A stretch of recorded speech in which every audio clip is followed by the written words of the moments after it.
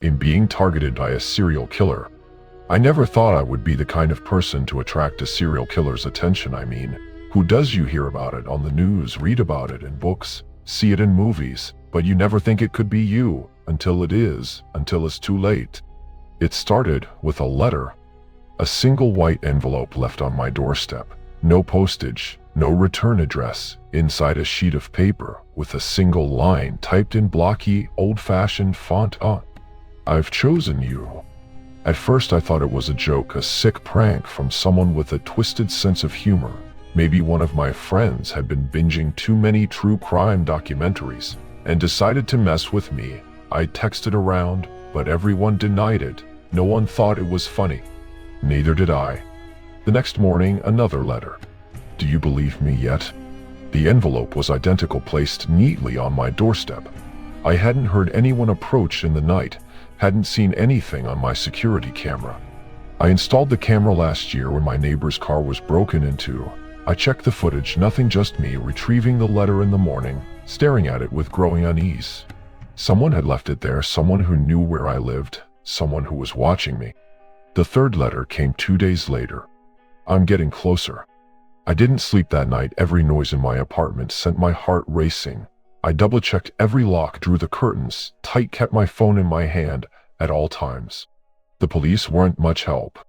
Probably just a prank, the officer had said when I called. Let us know if it escalates. Escalate?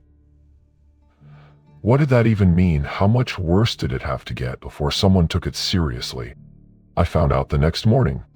The letter wasn't left on my doorstep this time. It was inside my apartment, on my kitchen table. I stood frozen in the doorway, my breath coming in short, sharp bursts. The locks were still bolted, the windows shut.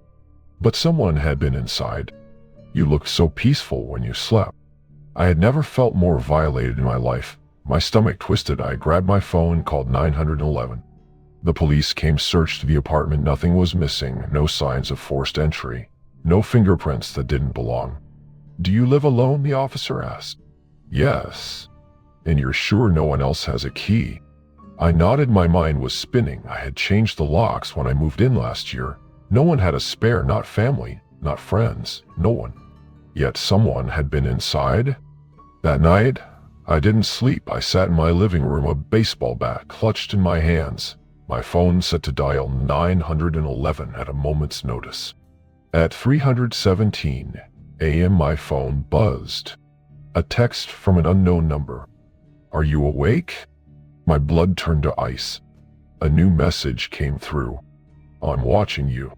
I bolted upright, every nerve in my body screaming. My hands trembled as I dialed the police again.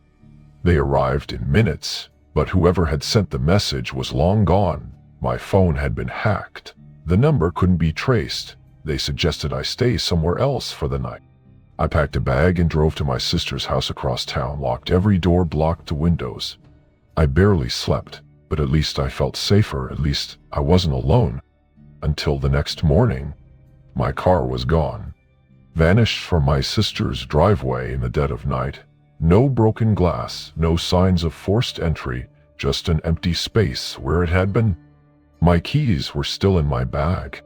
Another letter sat on the hood of my sister's car. There's nowhere you can hide. Panic gripped my chest. I felt trapped, suffocated. The police took another report. But I could see it in their faces. They didn't believe it would lead anywhere. And I was starting to think they were right. Whoever this was, they were always ahead of me, always watching, always waiting. I decided to run. I booked a last-minute flight to another state, bought a new phone, wiped my old one clean, deleted my social media. I needed to disappear. For a few days it worked. No messages, no letters, just silence. Then on the fourth night, a knock at my motel door. 3 sharp raps. I held my breath, staring through the peephole. A delivery man stood outside, a package in his hands. Delivery for room 204, he said.